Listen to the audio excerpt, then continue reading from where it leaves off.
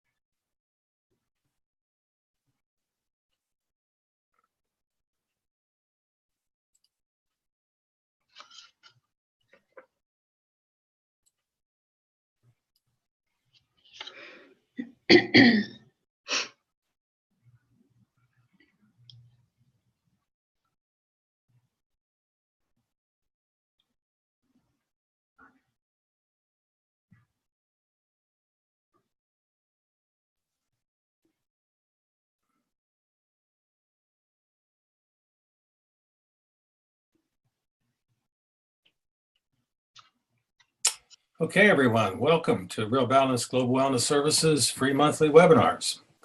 These wellness coaching webinars are brought to you by Real Balance Global Wellness Services, recognized world leader in health and wellness coach training, and fully approved by the International Consortium for Health and Wellness Coaching and by the International Coach Federation for approved coach-specific training hours.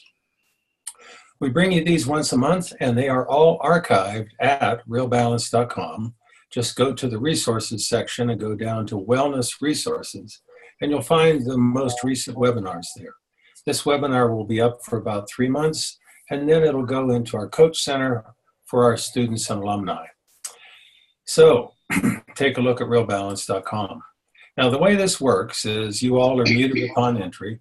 We've got a Q&A function for discussion, and we're going to leave about the last 10 minutes of the program to address those questions and ideas and things that you've got to say. So be ready with those toward the end of the program. So the program this month is a really important one. We're continually asked by the more independent coaches that we train, how do I really develop my coaching business, especially around health and wellness coaching? So we've got two great presenters to help us out with that this month, Annalise Evenson and Michelle Lesperance. Annalise has a tremendous background in counseling and coaching. She's a fully approved PCC and NBC HWC, we may add, as is Michelle. And Annalise, we're very happy, has been a real core member of our Real Balance faculty. And Michelle, who has a doctorate in education, also has a wonderful independent business called Living Well Personal and Corporate Solutions. So I think you're going to really enjoy the program here today. Welcome to both of you. How are you doing? Great, thank you. Thanks, Michael. So I'm going to kick this off. And before we begin, I just want to give everybody a little sense of the background of how Michelle and I designed the Developing Your Business class. Just as you said, Michael, we've been listening to so many coaches who say, well, I'm credentialed now, you know, I finished my training, but what do I do to get clients? And people feel really, really lost. Michelle has often said, you know, they kind of look at me like deer in the headlights. And the truth is, being credentialed isn't enough. It's just the beginning. So we've very specifically designed this class to give you a step-by-step building process to define and develop your ideal coaching practice in a way that helps you very specifically address and bring in your ideal client. So Michael, if you'd go to the next slide, we have a three-step approach: know, show, and go. Know is what you need to know to establish a solid foundation for your coaching business.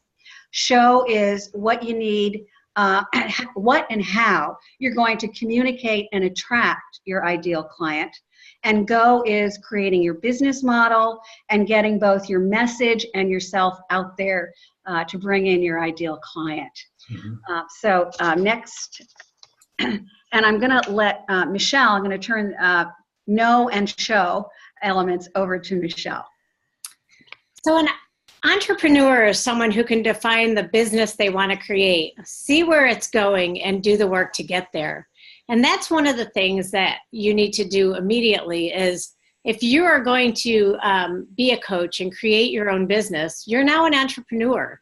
So first and foremost, it's essential to accept that your coaching practice is also a business. And to maybe really embrace that fact that you now have a business and that is part of a job. You know, if I can just interject there, I think that's one of the critical things. So many people that go into health and wellness coaching come from a human helping background, and they've never even thought about being a business person. Yeah. That's never entered their mind. And I mean, I know that was very true for me as a psychologist. And you really have to make a mindset shift. Mm-hmm. I agree with you, Michael. That was one of the things that you told me early on is now that you have your credentials, you have to go out there and create your business. Mm-hmm. So next. So one of the aspects that we talk about a lot is that this business and creating a business is now a job. And you have to find time to actually work at your job continuously.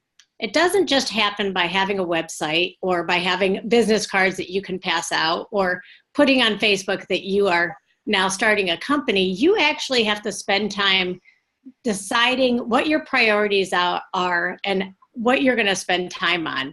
So the best way to do that is really every week have an agenda of 1 or 2 things that you want to focus on.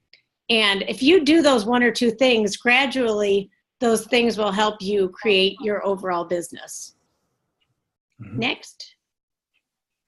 So Stephen Covey talks about beginning with the end in mind, which is really important because if you don't know where you're going and what kind of coaching business you ultimately want to create, any path will get you there. And you'll end up trying a little bit of this and a little bit of that, and you really won't have a focus. And you don't get results that way.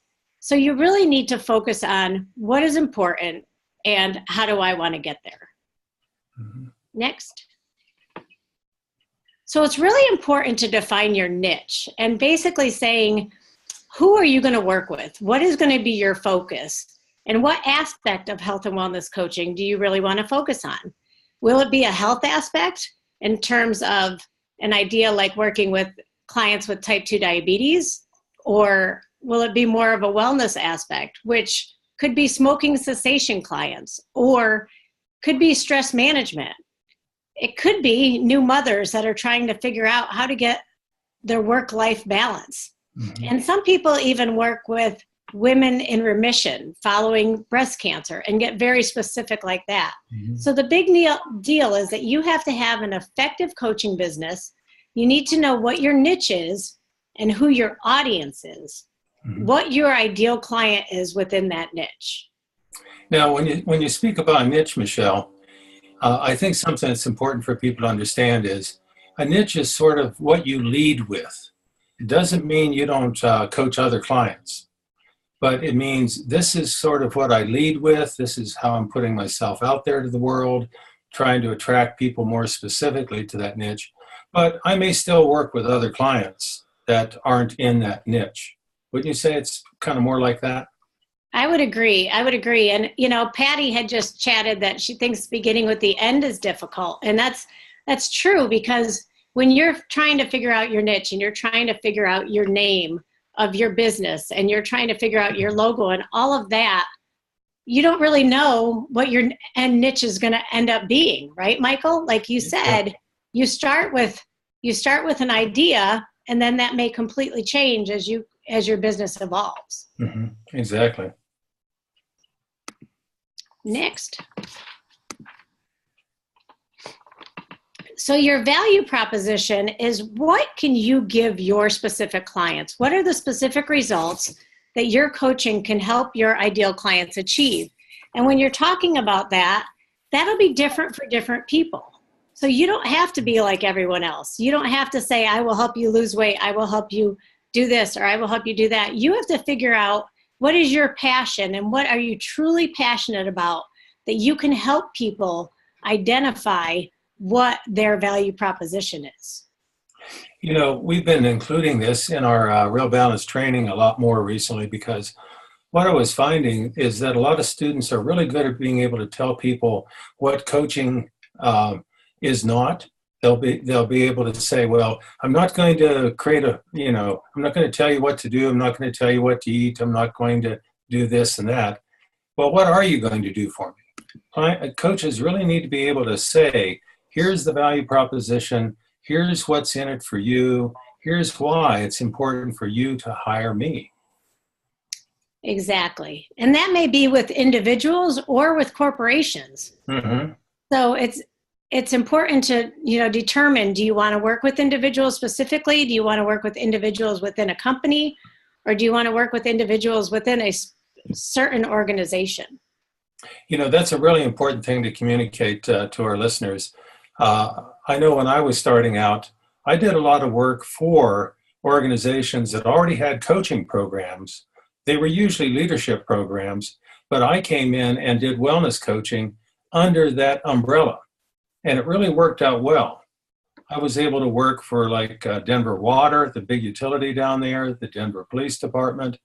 And that way I didn't have to just find one client after one client after one client.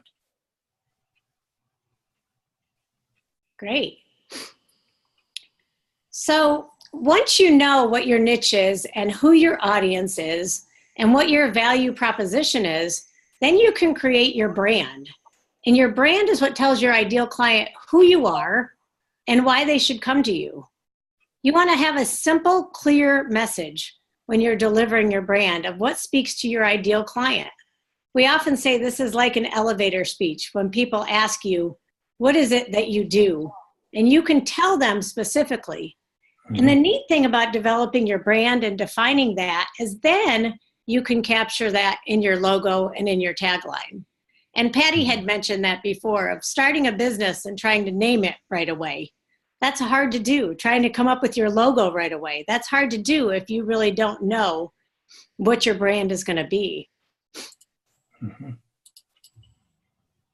So your communication and your marketing strategies may include different things, developing or determining on what your audience or who your audience is. So once you know who you're marketing to, and then what you're marketing and your brand message, now you can determine the marketing strategies that you can use to develop or to target your ideal client. So that may be Facebook, that may be LinkedIn. Other people are really big with Twitter and with Instagram. Or, other people like to go face-to-face and sell themselves that way. So you need to decide what your marketing strategies will be so that you can target your ideal client. Mm-hmm. Wouldn't you say, Michelle, it's a combination of what they call active and passive marketing? The passive is the web-based things and social media. The active is getting out there and being at meetings, getting out there and connecting with people, really literally beating the streets. Absolutely. And in our class, we talk about that, how you decide where or who you want to meet. And once you meet that person, then you'll meet, ask them to introduce you to other people. And you start creating a network, and that network really helps you with your marketing strategies. Okay. So the go piece. And I just want to add on to what you were just talking about in terms of developing strategies, because there's lots of great strategies, but you have to know who your audience is. You have to know what strategy is going to specifically speak to them, so that you can draw those people in. And that's why we have this building process. So the go part here is now that if you know what your product is, what your service is, what kind of a practice you want to have. But begin with the end in mind is, what kind of a practice do you want to have? Is it a part-time practice? Is it a full-time practice? Do you want to work with other coaches? As a starting point, and it may shift. But then you want to understand who you're going to be marketing to, what's your specific niche, and who that audience is within the niche, very specifically. Creating your brand, and now you want to create your business model. So now you want to know, am I a solo? Am I a partnership? How am I working? And how do I actually create? This is the nitty-gritty logistics of setting up your business. Next slide. Mm-hmm. And then there's another really critical aspect that we take a look at and help you develop through this class is creating your own support system. So you're going to establish that during the class, and this is going to continue to help you as you go. You're going to identify and create a support team to work with you and continue to work with you as you develop your business. And the next slide. So kind of putting it all together, it's a step-by-step building process, setting the foundation. From where you're starting, what kind of a practice do you want to create? What aspect of health and wellness coaching do you want to focus on? Within that niche, who are the specific people, you know, your ideal client? Who are they?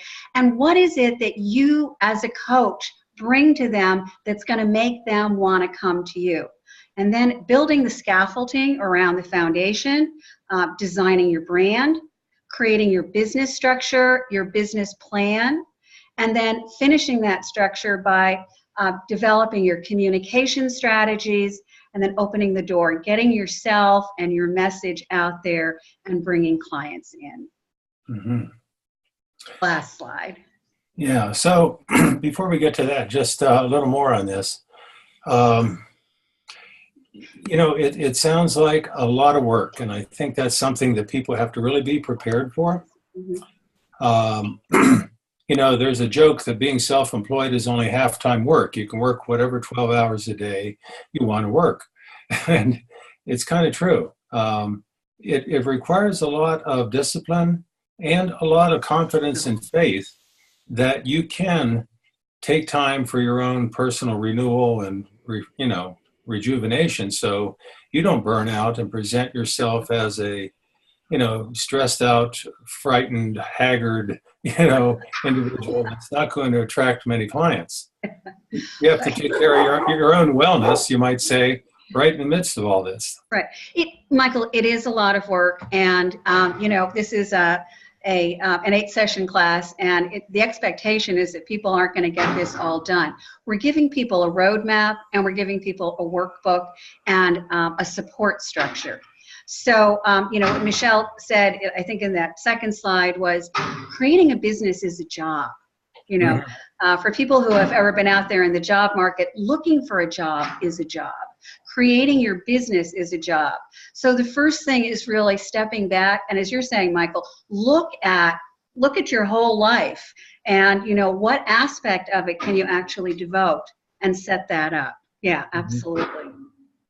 Yeah, and you know, coaching is such a midlife career transition kind of occupation that for a lot of people, they're still working at their day job, you might say. They're kind of like a musician, you know, working their day job while they're building their practice or their business. Probably the best way to think of it is as a business. Yeah. And, you know, then they can finally build it enough to be confident enough to step off and go full time. So that's not unusual. And I think a lot of people need to consider that as a strategy to, you know, kind of ease their way into it. Yes, absolutely. And yeah, and have a solid foundation and just step-by-step building. So I just want to share that our next class is going to be Mondays beginning April 16th, 3 p.m. to 4:30 p.m. Eastern Time, running through June 11th. And you can find it on the Real Balance website. Yeah, if you go to the Real Balance website, you'll see it listed there. You can click on it and find out lots more information about it. You can also give us a call and just talk to us about the class, and you can register for it online or by giving us a call. So let's get some questions from people. I know some people have been using the chat function. What I'd encourage people to do is use the Q&A function. You've got that available also. The price of the class is what Bill McPeck is asking. You can find that on the website very easily. Patty Melanson is saying, is there a reason why you don't have chat open to all? Well, I think it is open to all, but yeah, if people could just use that Q&A function now. We don't have any questions in that bin, but we'd like to get your ideas and your questions because, there we go. From Charisse Pendleton, I would love a referral for website design. Well, there's lots of those out there. You know, one of the things you might want to take a look at, and something that coaches do as they're building a business, is they look at people they can do professional trades with. I know when I was starting out and didn't have much money to draw upon, I would sometimes find maybe a web designer that wants some coaching, you know, and do a trade. But you have to be careful. You can't just do trades and give it all away because trades don't pay the rent, you know. So you have to be careful with that to some degree. Another question here is, how do you effectively approach a business to work with their employees as clients? There's a good question. So, yeah, I'm not completely understanding. You're talking about working within the context of an organization, and you want to reach the employees within that organization? Yeah, I think that's what they're saying. You know, how do you go to a business and approach them about coaching their employees? Oh, okay, okay. Yeah, and there are, you know, again, you have to understand what your product is and what your value proposition is first, and you have to have your branding down. And then after that, there are some very effective strategies to work with an organization. And again, you know, you want to be able to work with the major stakeholders. You want their buy-in and their ownership. And you want to be working collaboratively with them. So we also look at strategies for how to approach key stakeholders and how to make a presentation. But there's a lot more to it than we can address right here and right now. So Jackie Chisholm is saying, sounds like you're saying that it is realistic to start a coaching business while working full-time in another position. Would the class help in this situation? Let me reframe that a little bit. It's realistic to start working on developing your coaching practice while you're doing something else. And as Michael said, that's what a lot of people do. You have to understand how much time you can actually realistically devote to it. If you're working somewhere else, you may only have a couple of hours a week, or maybe 3 or 4 hours a week that you can devote to it. What's important is setting aside that time and then going through a step-by-step process so that, you know, over time, you have the finished product. Hey, you know, Jackie, I'm sorry. Go ahead. Jackie, I would say that, you know, that's what this class really allows you to do, is to really focus on narrowing all those things down that we talked about, your niche, your brand, your value proposition, and really give you time to reflect on that and then share it with the rest of the people in the class. So it really allows you to kind of narrow down your focus and determine if overall you want to leave that full-time job that you have and go full-time with your business. Yeah. You know, Patty Melanson has a good tip here for the persons that are looking for how do I approach a business. They're saying, find someone in the business. You can start with a benefits person, but it's better if you can find an executive to talk with. I would say that's a great idea because health benefits is often where the wellness programs are located. And find where the wellness program for the employees is located in that company. It may be in HR, it may be in ergonomics and safety. Find out about the structure and inquire. Don't just say, "Hi, would you like to hire me?" Instead, tell me what you're doing to help your employees be healthy and well. Yeah. And Michael, just building on that, one of the things Michelle and I have looked at, what people have talked about, going and talking to businesses, but not differentiating what you're doing there. So, one of the things we look at is informational interviewing, information gathering, going and speaking to people to get information as you define who you are and what your product service is. And that's very different from pitching. So, it's a strategy to develop and design. And then when you're there, then there are strategies for going and pitching business. Brilliant. Differentiating that is really important. And, Michelle and I have had the conversation where people kind of say, well, what happened? What went wrong? But it wasn't differentiated what they were doing there. Mm-hmm. Very good. Hey, an easy answer to a quick question from Sabrina about liability insurance. From what I'm aware of, the very best route to go there is through the International Coach Federation. The liability insurance they have available is specifically for coaches, and it's a lot more affordable than if you just go to some insurance agent and talk about liability. So check. There are actually several different resources, and we do take a look at insurance as well. Okay, very cool. All right. So we've got another question here from Mira Pickin. What is your ideal niche client? What if your ideal niche client doesn't tend to have financial resources to hire a coach? I'm guessing just figure out another niche. Well, you can figure out another niche, and there's also ways to identify funding resources. If it's a high risk population, and there are actually opportunities in the corporate world to get funding, and in the nonprofit world to get funding. So it is possible. Mm-hmm. Yeah, there's a lot of good-hearted coaches that want to reach populations that don't have, the independent coach, type of budget.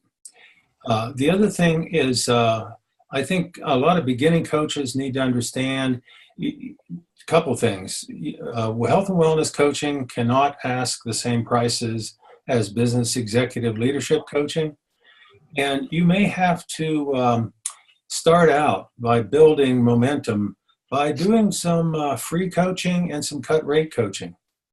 Wouldn't you say that's true? Yeah, absolutely.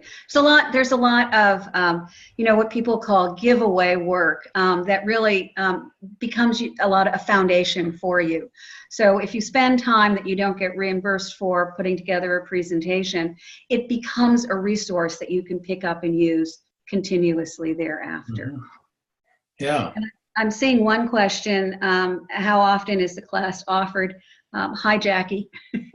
So we're not sure how often it's going to be offered, but I'm sure it'll be at least twice a year. Mm-hmm. Yeah, I think once the word gets out there, this is going to be a popular class because the need's really there. I'd say of the over 6,000 people we've trained, about a quarter to a third want to be or already are independent coaches. Yeah. Here's another question here. Is there any market research for the type of community that is ready for health and wellness coaching, or where a practice or service might have better chances putting down roots? That's an interesting question. Yeah. Market research, I don't know, but what do you think? Yeah, that's really, that's a great question. And I am not aware of any. I think of health and wellness coaching as leading edge and sometimes kind of bleeding edge. So I think that a lot of us doing this are kind of pioneering and identifying as we're going along. Michelle, are you familiar with any market research? No, I'm not. Yeah. I do know that, the ICHWC is discussing a lot of this in itself of, talking about how there's a need for health and wellness coaching and really sharing that, the results and the importance of having a health and wellness coach. Well, something that I want to let people know about that's totally related to the answer to that question. And let me just move the slides along here and help us kind of wrap up the half hour anyway. Like Michelle was mentioning, the ICHWC, that's always a great resource. Check that out, ICHWC.org. And just check out our website for, really the best in health and wellness coach training.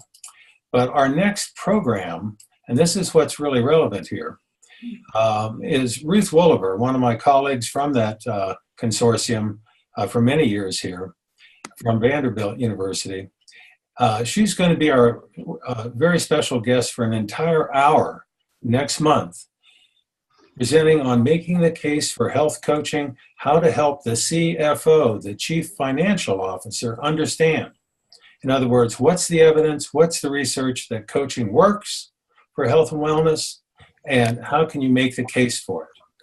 I think this is what people are continuously asking us.